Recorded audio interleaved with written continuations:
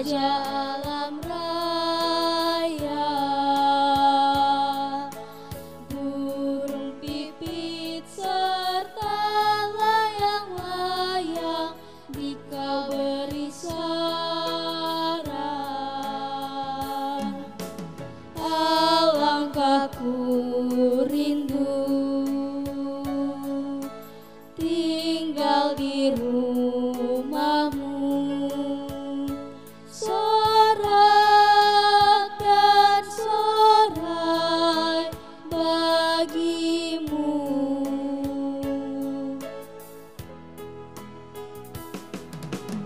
Bahagialah yang senantiasa datang ke rumahmu.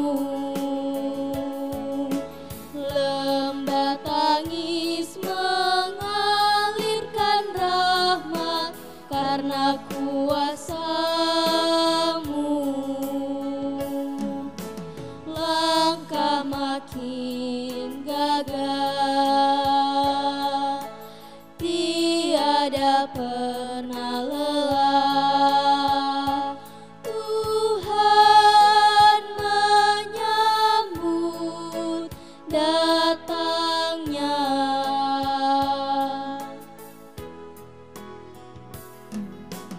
Tuhan dengarkanlah doa kami, pandang niat kami. Kami rela menanti saatnya masuk ke rumah-Mu. Dikaulah bentengku, Allah perisaiku. Kami percaya selalu.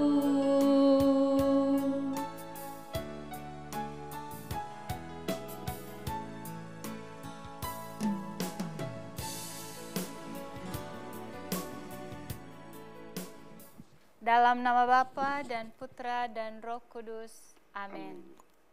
Salve umat Kristiani Katolik yang terkasih dimanapun Anda berada. Senang sekali bisa berjumpa kembali dengan Anda dalam program Pelita Kasih bersama saya Yuli Giawa.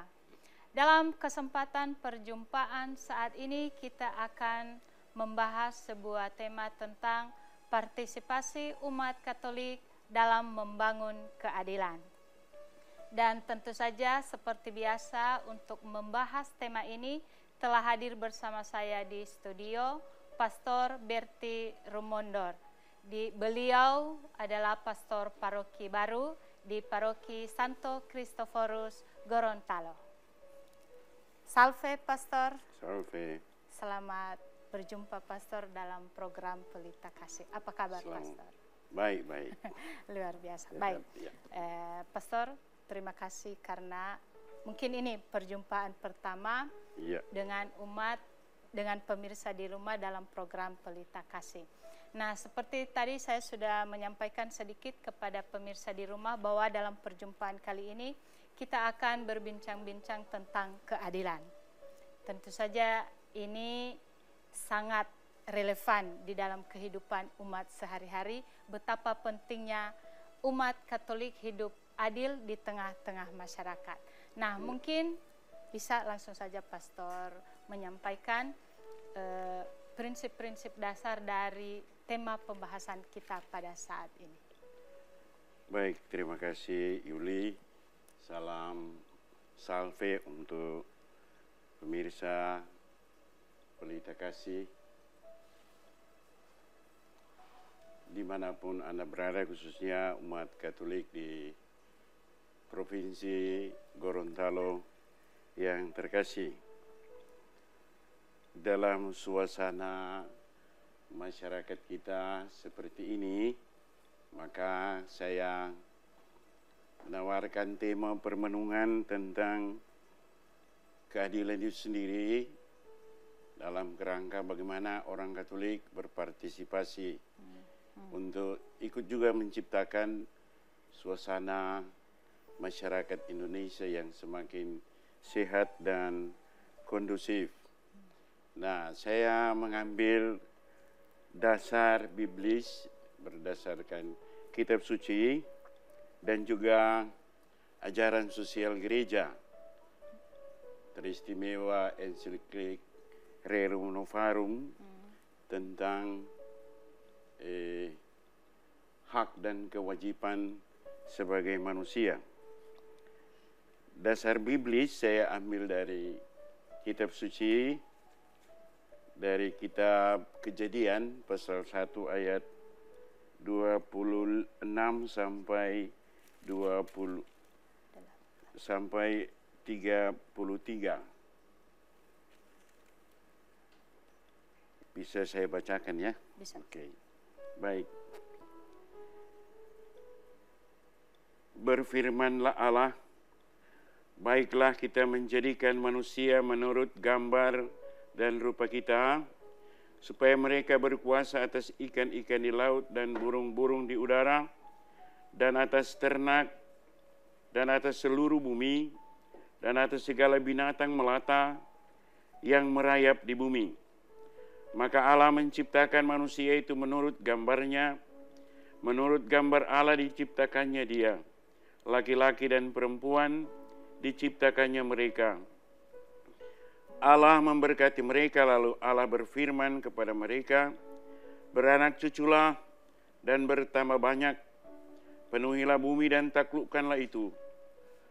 Berkuasalah atas ikan-ikan di laut dan burung-burung di udara, dan atas segala binatang yang merayap di bumi. Berfirmanlah Allah, lihatlah, aku memberikan kepadamu segala tumbuh-tumbuhan yang berbiji di seluruh bumi, dan atas segala pohon-pohonan yang buahnya berbiji, itulah yang menjadi makananmu. Tetapi kepada segala binatang di bumi, dan segala burung di udara, dan segala yang merayap di bumi, yang bernyawa, kuberikan segala tumbuh-tumbuhan hijau menjadi makanannya. Dan jadilah demikian. Maka Allah melihat segala yang dijadikannya itu sungguh amat baik. Jadilah petang dan jadilah pagi, itulah hari ke-6. Demikian bacaan kitab suci kita. Kemudian dari ajaran sosial gereja, di mana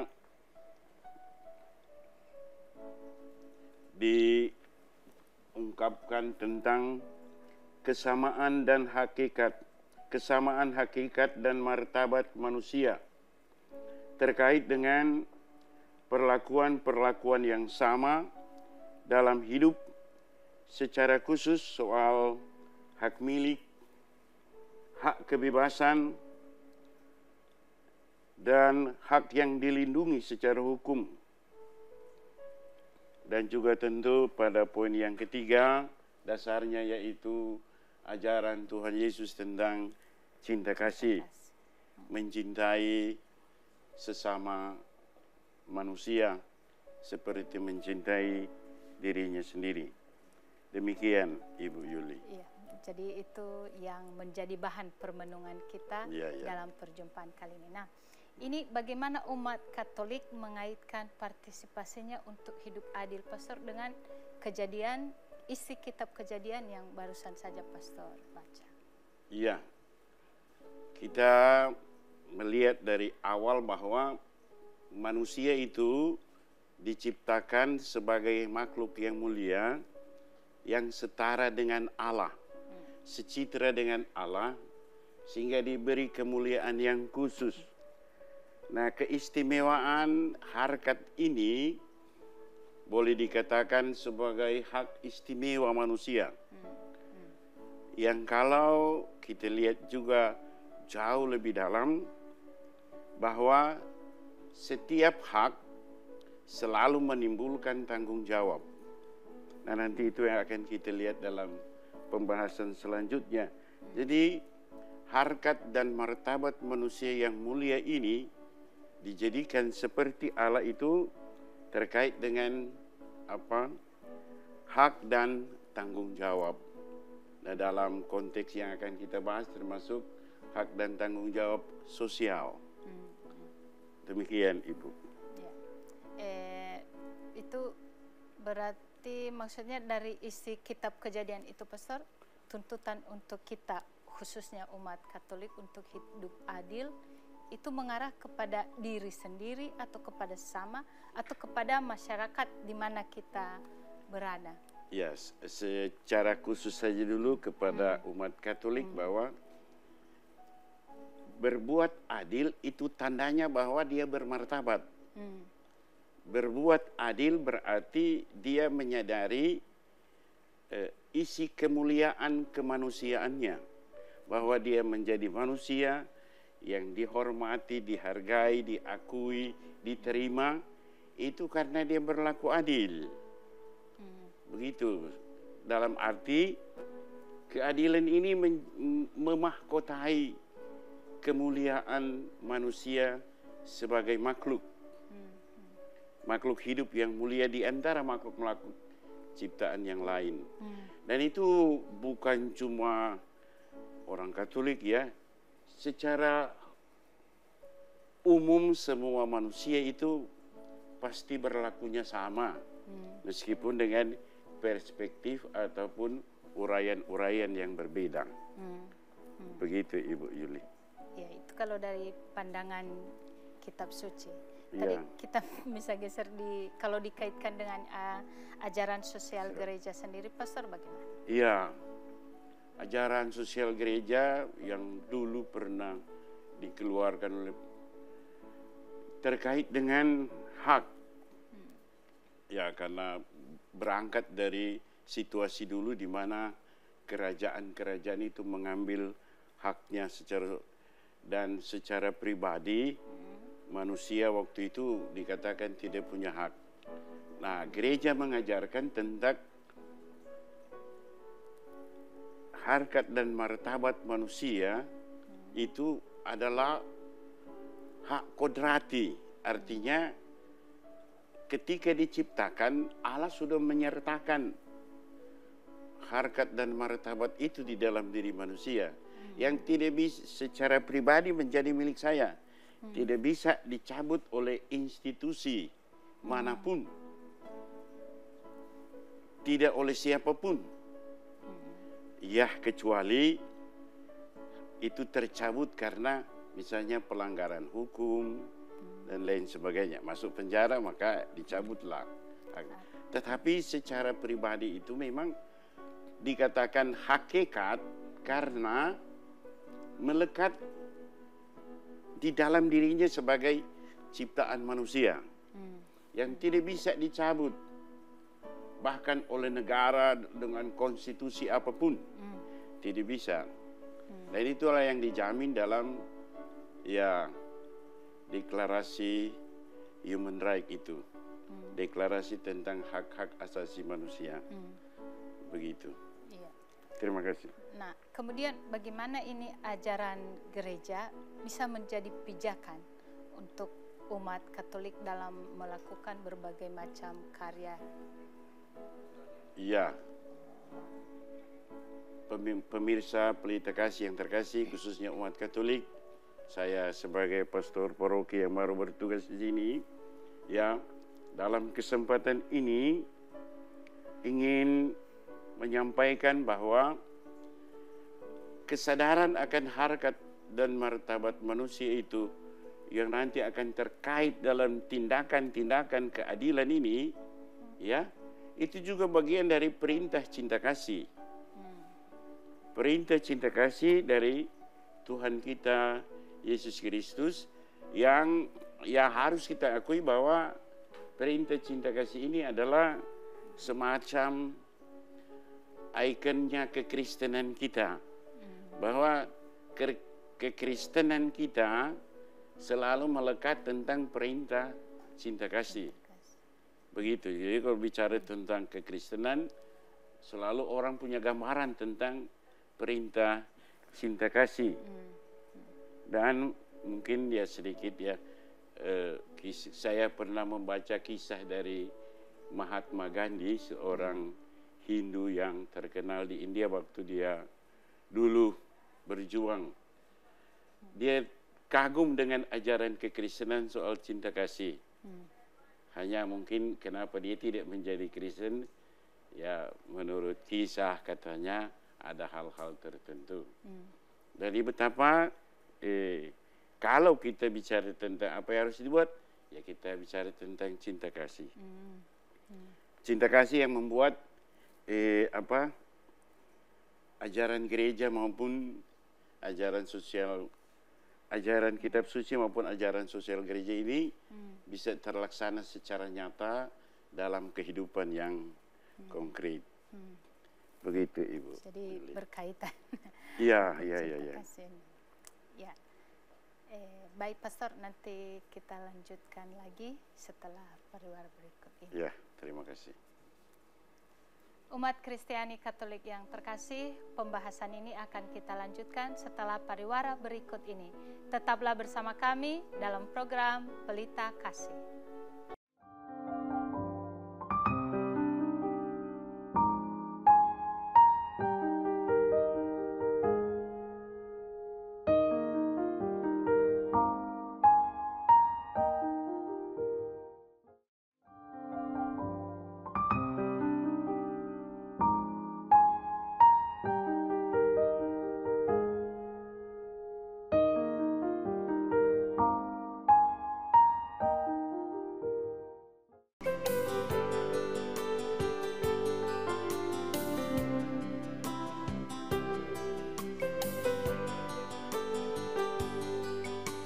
Sabdamu Bapa bagai air segar, sejuk dan damai saat ku dengar, mengalir tenang tiada henti, sumber hidup dan kasih sejati.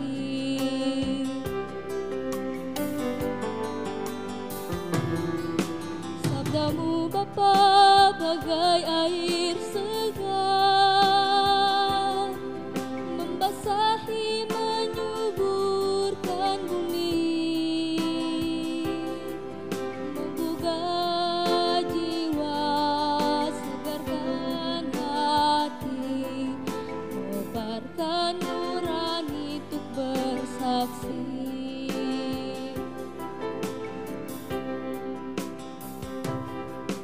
Dorong diriku ini jadi saksi kasih ilahi, berbekal sabdamu wartakan janji. Bekerja di ladangmu, jadi abdi abadi, hari ini sampai akhir nanti.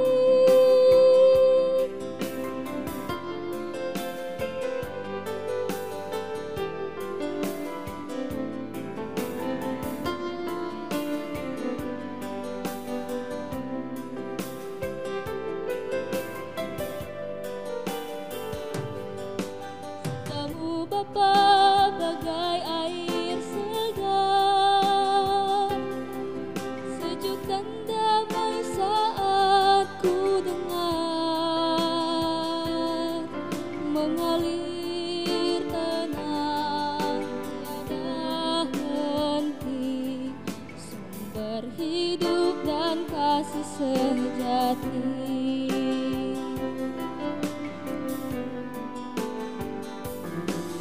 Sabdamu Bapa bagai air segar, membasahi menyuburkan bumi, menggugah jiwa, segarkan hati, kobarkan nurani untuk bersaksi.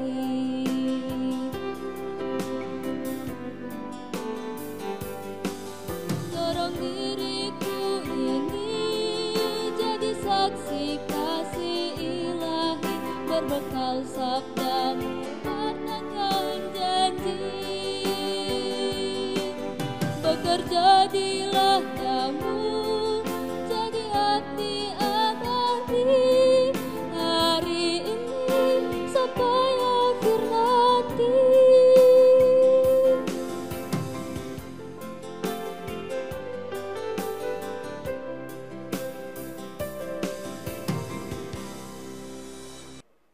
Umat Kristiani Katolik yang terkasih, terima kasih karena Anda masih setia bersama kami dalam program Pelita Kasih.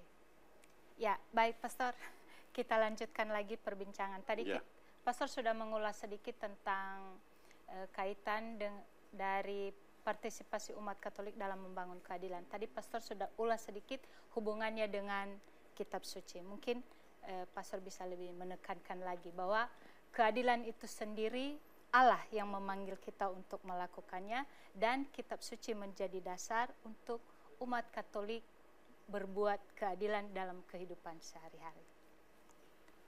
Baik, poin kita tadi ya, pertama dari kitab suci, poin yang utama adalah kesadaran akan kemuliaan diri sendiri sebagai makhluk Tuhan yang terungkap dalam sikap keadilan itu. Jadi kita berbuat adil karena kesadaran diri, ya, bahwa harkat martabat kita itu memang harus terungkap dalam sikap adil. Itu pertama. Poin yang kedua,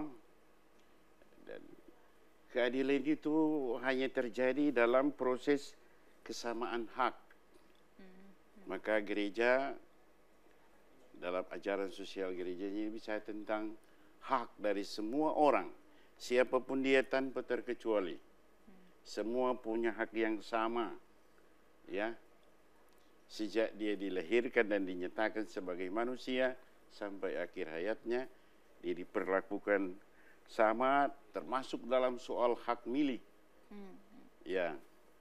Dan poinnya ialah jangan sampai ada institusi kemanusiaan itu, termasuk negara ataupun gereja, yang mencabutnya di dalam diri masing-masing orang. Lalu poin yang ketiga itu bahwa ya, semuanya adalah ungkapan cinta kasih. Ya, itu yang terindah, ungkapan cinta kasih. Lalu kemudian kalau Ibu Yuli bertanya bagaimana itu dilaksanakan oleh orang Katolik, ya, maka kita lihat ya, semacam garis logisnya ialah hak dan tanggung jawab, atau tanggung jawab dan hak. Dalam pengertian begini, ya, apa yang menjadi hak kamu, ya misalnya contoh Ibu Yuli, ya, apa yang menjadi hak dari Ibu Yuli sebagai umat Katolik, itulah tanggung jawab saya sebagai pastor. Bisa juga sebaliknya, apa yang menjadi hak saya sebagai pastor, itulah jadi tanggung jawabnya Ibu Yuli. Begitu dalam pelaksanaannya. Nah, dalam sistem sosial yang disebut dengan subsidiaritas misalnya, kita contohkan orang Katolik dengan saudara kita Muslim. Nah, dalam subsidiaritas, orang Muslim di Gorontalo ini, ya, katakanlah melindungi kita yang umat Katolik ini yang sedikit. Cara mereka melindungi ini bukan sekedar toleransi, bukan, tetapi memang perlindungan mereka dalam bentuk sebagai tanggung jawab. Tanggung jawab terhadap sistem subsidiaritas ini, di mana dengan memberi izin membangun gereja, ya, juga sering dalam silaturahmi, mengundang juga orang Katolik hadir dalam acara-acara tertentu. Itu bagian dari sistem subsidiaritas. Nah, dalam kerangka subsidiaritas itu juga, ya, orang Katolik sebagai yang katakanlah minoritas, jangan merasa seperti anak bungsu yang dilindungi oleh kakak-kakaknya, lalu mulai bertingkah segala macam. Mentang-mentang dilindungi, lalu buatlah yang segala macam. Tetapi dalam subsidiar kita saling menghormati, ya, yang kecil menghormati yang besar, memberi juga ruang yang kecil ini juga membeli ruang-ruang yang bagus bagi yang besar ini untuk berpartisipasi juga dalam kebersamaan dari yang kecil ini. Begitu sikap orang Katolik, ya. Tetap berada dalam perlindungan yang besar. Sehingga saya juga merasa berterima kasih, ya. Saya sudah beberapa kali jadi pastor paroki di tempat-tempat yang muslim, dan kita merasakan bagaimana dalam situasi minoritas kita ini kita merasa dilindungi. Karena yang besar punya tanggung jawab melindungi yang kecil, karena yang kecil ini punya hak yang harus ditindak oleh yang besar. Begitu juga sebaliknya, yang besar ini punya hak untuk juga dihormati oleh yang kecil. Seperti begitu alur logikanya, sehingga orang Katolik dalam hal ini, ya, apa yang harus dibuat demi keadilan, maka orang Katolik harus memberikan, katakanlah, yang terbaik. Segala potensi, kemampuan, ya, termasuk dalam kecakapan, skill yang kita miliki, ya itu harus diberikan juga. Dan harus mencakup juga semua orang. Contohnya misalnya, ya, katakanlah kita punya kemampuan dalam mengelola persekolahan atau apa, maka kita membuka sekolah untuk memberi kesempatan, memberi hak bagi semua warga untuk memperoleh pendidikan yang baik. Makanya ya kita aturlah sekolah itu bagus, baik, dan menghasilkan apa outputnya yang berkualitas. Dan sekolah kita tidak boleh tertutup, harus terbuka. Siapapun yang datang harus memperoleh pendidikan sebagaimana yang mereka harapkan.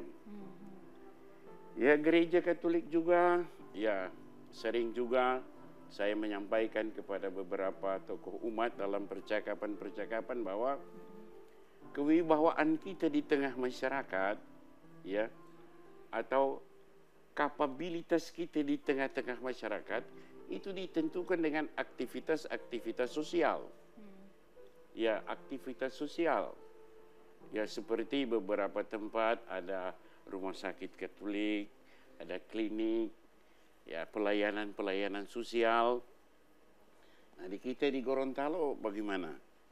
Ya, karena kita akan diterima bukan karena kita beribadat, tapi kita diterima sebagai orang Katolik karena kita melakukan kegiatan-kegiatan sosial untuk menunjang tumbuhnya harkat dan martabat manusia yang baik. Itulah perspektif keadilan yang saya mengerti, ya, dalam rangka subsidiaritas, tetapi juga dalam rangka kualitas kehadiran orang Katolik di tengah-tengah masyarakat. Begitu, Ibu Yuli. Ya. Nah, itu kalau dari sisinya isi kitab suci, ya, Pastor. Ya. Ya. Kalau dari ajaran sosial gereja Katolik sendiri itu bagaimana mendorong umat untuk terlibat dalam membangun keadilan, khususnya di paroki kita sendiri? Iya, tentu keadilan yang kita mau itu diterapkan juga dalam program-program paroki. Ada program misalnya pengembangan sosial ekonomi, ya. Memang baik di dalam sistem pelayanan gereja memang ada di keuskupan itu ada Justice and Peace, ya. Satu komisi yang melayani keadilan dan perdamaian. Nah, di kita memang dimasukkan ke apa itu Korbit 3 itu, ya.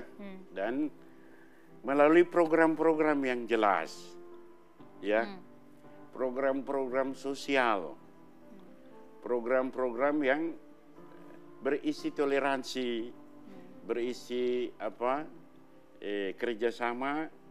Ya, dalam hal ini orang Katolik katakanlah bersyukur karena pemerintah sudah membentuk forum komunikasi antar umat beragama, di mana kita boleh hadir di sana hadir di sana untuk berpartisipasi dalam sekali lagi berpartisipasi dalam kerjasama dengan katakanlah agama lain, tapi yang kita hanya sibuk dengan ibadat-ibadat saja, baca kitab suci, tidak, terlebih dalam kegiatan sosial dan pelayanan-pelayanan sosial kemasyarakatan, termasuk dalam suasana politik. Bagaimana orang Katolik ambil bagian dalam bidang politik dengan memakai hati nurani, memilih siapa yang terbaik, bukan berdasarkan suku ataupun kelompok-kelompok, tetapi berdasarkan ya katakanlah kapabilitas dari calon-calon anggota legislatif kita. Orang Katolik harus berpartisipasi, harus ambil bagian. Tetapi gereja selalu memberikan dasarnya, yaitu berdasarkan hati nurani, bukan berdasarkan agama atau kelompok. Misalnya kalau saya Katolik, harus pilih Katolik. Itu bukan hati nurani. Nah, dalam keadilan sosial, gereja diminta untuk dalam misalnya dunia politik mempergunakan hati nurani. Nah, dalam soal keadilan misalnya ya, saya sederhana kita bandingkan misalnya ya, pemerintah sudah memberikan fasilitas bagi masyarakat. Seperti orang Katolik misalnya sudah diberi izin membangun gereja, diberi keluasan, malah bantuan-bantuan untuk kegiatan gereja. Dan tidak adil lah kalau pada akhirnya orang Katolik malah yang berkelahi, atau malah uang-uang bantuan pemerintah dikorupsi oleh orang Katolik. Itu yang tidak adil. Pemerintah sudah memberi fasilitas, bantuan untuk pembangunan, tapi justru orang Katolik yang berkelahi, memperebutkan uang yang berasal dari pemerintah. Atau misalnya soal keadilan terhadap lingkungan.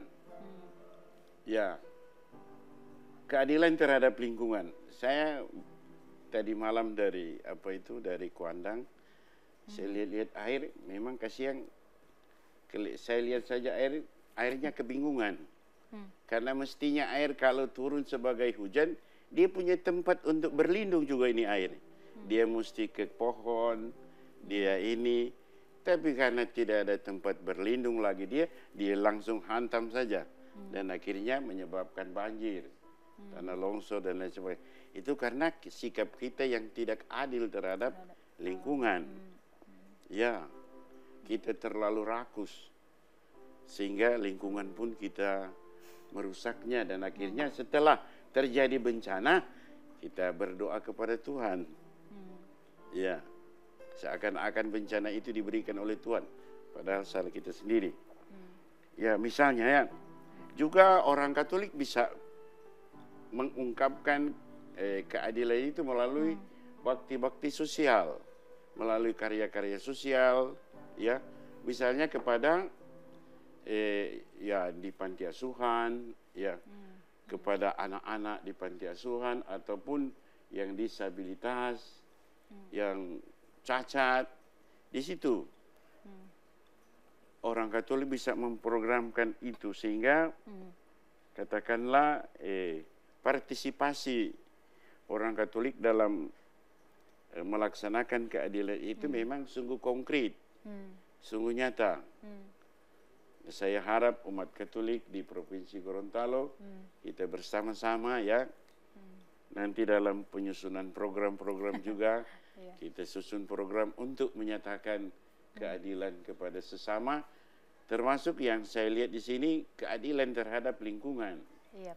Kita sudah tidak adil terhadap lingkungan. Dan setelah lingkungan itu menyatakan ketidaksenangannya, menurut Santo Santo Fransiskus dari Assisi, kita marah dengan adanya banjir dan lain sebagainya. Ya, begitu. Oke, baik, Pastor, nanti kita lanjutkan lagi pembahasannya. Iya, terima kasih. Umat Kristiani Katolik yang terkasih, pembahasan ini akan kita lanjutkan setelah pariwara berikut ini. Tetaplah bersama kami dalam program Pelita Kasih.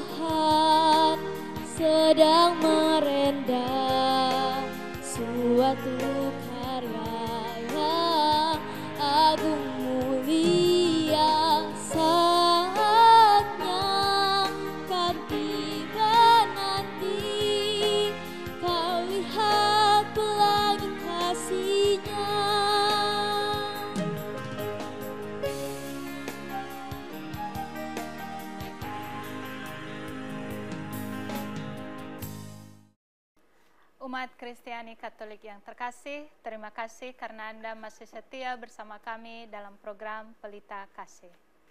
Ya, baik Pastor, kita lanjutkan pembahasan tema yang tadi di sesi sebelumnya Pastor sudah menyinggung sedikit keadilan terhadap lingkungan. Ya. Itu sangat penting. Nah, mungkin Pastor kalau dilihat juga ada keadilan untuk di lingkungan, dalam kehidupan keluarga sendiri dan pekerjaan, pasti juga umat Katolik membutuhkan keadilan. Ya. Pemirsa Pelita Kasih yang terkasih, khususnya umat Katolik di Provinsi Gorontalo, terhadap keadilan terhadap keluarga, ya. Keadilan terhadap keluarga itu mulai pertama bahwa sebagai lembaga sosial terkecil, secara hukum sipil keluarga itu sudah dilindungi melalui peraturan-peraturan undang-undang perkawinan dan lain sebagainya. Demikian juga di dalam peraturan-peraturan gereja yang melindungi keluarga itu.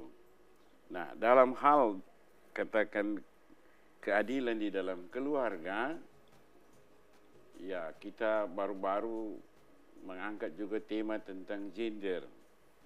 Tentang gender dalam kesamaan antara laki-laki dan perempuan. Saya sendiri, ya karena kita besar di situasi orang Manado, jadi saya sendiri tidak bisa membedakan antara apa sih sebenarnya gender ini kok bisa jadi masalah di tempat-tempat tertentu. Padahal kita tidak masalah, karena masing-masing orang diberi kemampuan.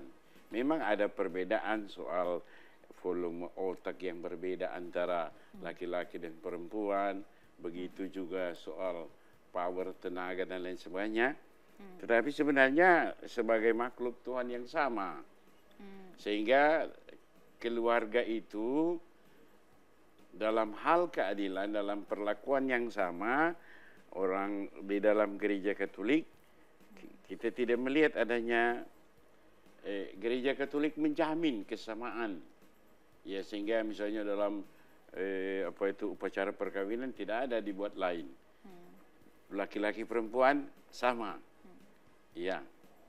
Sama di hadapan gereja Katolik, karena ya dalam kaitan juga kalau pada akhirnya kita masuk surga, tidak ada surga untuk orang perempuan dan surga untuk laki-laki. Tidak ada. Yang berbeda di surga hanya soal mana yang katakanlah memperoleh kemuliaan karena kekudusannya dan mana yang tidak. Itu saja berbeda. Soal laki-laki perempuan sama.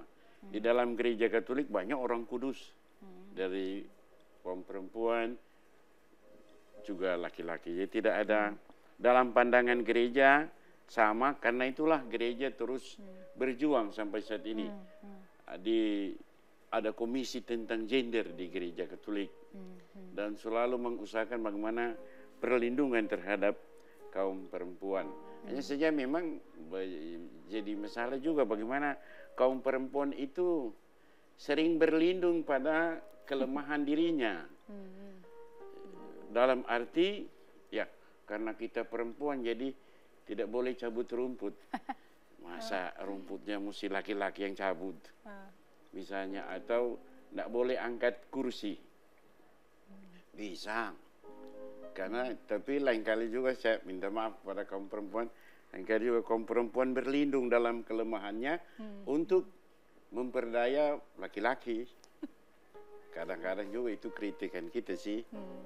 Pura-pura lemah supaya laki-laki yang berkorban. Ya, seperti itu. Ya, tapi sama. Nah, dalam soal keadilan seperti itu. Ya. Nah, terkait dengan lingkungan, Bapak Ibu yang terkasih, seperti pertanyaan Ibu Yuli tadi, ya, gereja Katolik juga dan umat Katolik itu memang diminta untuk memperhatikan, ya harus memperhatikan lingkungan yang ada, karena itu yang menentukan masa depan bumi, menentukan. Sekarang orang bertanya-tanya, kenapa tiba-tiba hujan, tiba-tiba panas, tiba-tiba angin kencang? Ya, sebenarnya beberapa puluh tahun yang lalu pemerhati lingkungan sudah mengingatkan tentang perubahan iklim. Perubahan iklim yang disebabkan oleh efek rumah kaca, oleh sampah-sampah plastik, juga itu penggunaan gas-gas yang kemudian merusak katakanlah sistem iklim kita. Nah, orang Katolik harus perhatikan jangan sampai kita sendiri juga tidak adil terhadap lingkungan. Katakanlah dengan saya khawatir tentang tambang yang ada di mana itu Pohuwato atau di mana ya, itu merusak juga lingkungan. Ya. Adil terhadap lingkungan itu sudah merupakan keharusan. Ya, jangan karena lingkungan itu tidak bisa berbicara, maka siapa yang berbicara, dia yang punya hak. Tidak. Semua punya porsinya masing-masing. Dan menghormati lingkungan, itu kita mempersiapkan masa depan yang lebih baik. Karena lingkungan itu menentukan juga kualitas kehidupan kita selanjutnya. Begitu Ibu Yuli. Iya. Oke, ya Pastor, dalam kehidupan sehari-hari ada banyak hal-hal yang bisa kita praktekkan untuk bisa hidup adil. Iya. Ya, dengan sesama dimanapun kita berada, ya khususnya juga untuk keluarga yang kita jumpai dalam kehidupan sehari-hari. Nah, ini Pastor, kalau dikaitkan dengan sosok pribadi yang kita imani, Yesus Kristus sendiri, yang begitu cinta dengan keadilan dan orang-orang miskin, ini cinta kasih juga menjadi puncak untuk keadilan. Mungkin Pastor bisa menyampaikan kepada pemirsa di rumah tentang hubungan cinta kasih ini untuk dipraktekkan dalam kehidupan sehari-hari supaya menjadi umat Katolik yang adil. Ya, kata cinta kasih ini saya ingin belah dua saja, yaitu cinta dan kasih, dan saya lebih, kalau terkait dengan keadilan, saya lebih bicara tentang kasih. Kasih, ya secara langsung berarti memberi. Memberi. Tentang perintah untuk memberi. Ya, perintah Tuhan Yesus untuk memberi. Karena siapa yang memberi, dia akan mendapat. Itu menurut ajaran Tuhan. Semakin banyak kita memberi, semakin banyak kita mendapat. Nah, dalam arti keadilan itu, maka dikaitkan dengan cinta kasih. Keadilan sebagai perintah cinta kasih itu terkait dengan lebih pada personal kita, personality kita. Lebih menjadi kewajiban personal kepada orang lain. Ya. Kalau bicara keadilan dalam kasih. Lebih kita yang berbuat adil, bukan orang lain yang berbuat adil kepada kita. Nah, pesan kita kepada umat sekalian supaya umat Katolik ya dalam rangka keadilan itu, dalam semangat perintah cinta kasih, supaya ya dari diri kita lah. Jangan sampai kita menuntut orang lain untuk berbuat adil kepada kita. Jangan. Kita sendirilah yang menuntut diri kita untuk berbuat adil kepada orang lain. Ya, kita pakai saja logika yang Tuhan Yesus katakan. Siapa yang memberi, dia akan mendapat. Maka ketika kita memberi keadilan kepada orang lain, maka kita juga akan memperoleh keadilan untuk diri sendiri. Begitu juga kalau kita memberi keadilan kepada lingkungan, lingkungan juga akan berbuat adil terhadap kita. Jadi jangan kita melihat lebih ke orang lain ya, tetapi pada diri kita masing-masing. Dan ya saya bisa bayangkan kalau begitu banyak orang yang berbuat adil, pastilah suasana sosial hidup kita pasti bagus. Iya. Begitu Ibu. Iya Ustaz. Jadi cinta kasih ini menjadi dasar untuk kita umat Katolik dalam melakukan segala sesuatu keadilan terhadap sesama. Nah, ini bagaimana kasih itu sendiri menjadi dasar atau menjadi bagian untuk mendorong seorang pribadi dalam melakukan hal-hal yang dikehendaki Tuhan terhadap sesama, khususnya untuk hidup adil. Ya, seperti yang saya katakan tadi kan, kita kasih berarti memberi. Kasih yang memberi berarti diri kita sendiri. Misalnya kalau saya kasih kepada Ibu Yuli kan, kasih berarti memberi kan, berarti dari diri kita sendiri. Ya. Jadi menurut saya jangan kita bertanya keadilan kepada orang lain kalau kita sendiri tidak punya keadilan. Sama sering saya menonton televisi itu, melihat masyarakat yang berteriak-teriak tentang keadilan. Boleh, saya setuju.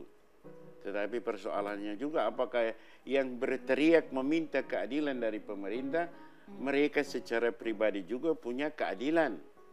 Karena ternyata dalam kerusuhan baru-baru ini, mereka menuntut keadilan tetapi diri sendiri tidak adil. Dia merusak fasilitas-fasilitas, membakar kendaraan, itu tidak adil.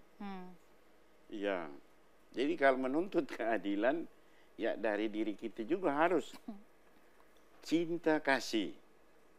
Kasihlah keadilan kepada orang lain, maka kamu akan mendapat keadilan itu sendiri. Sama sebagai suami istri kan. Ya, suami istri.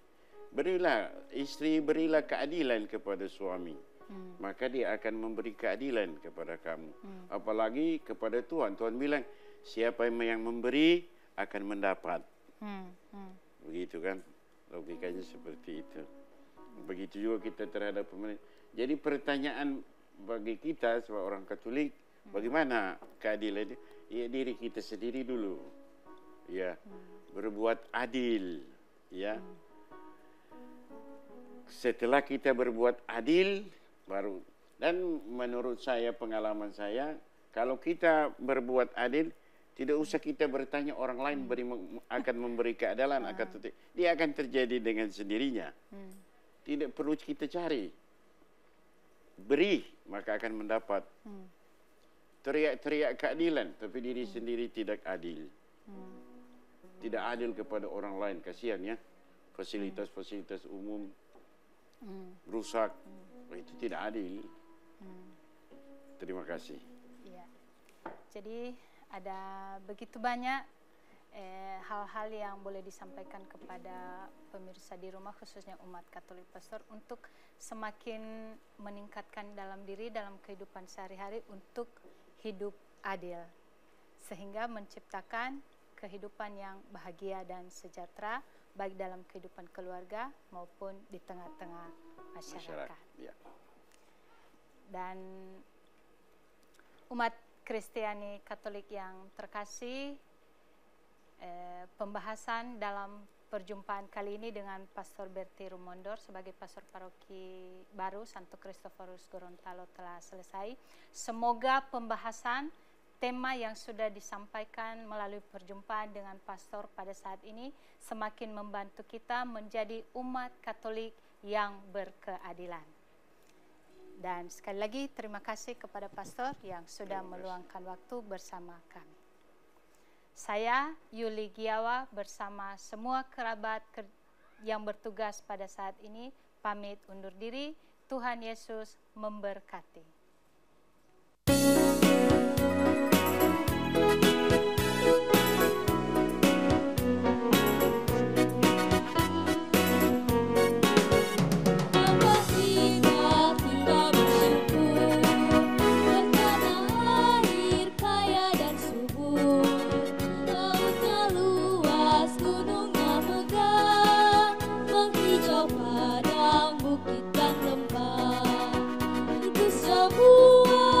Berkat karunia Allah yang agung maha kuasa.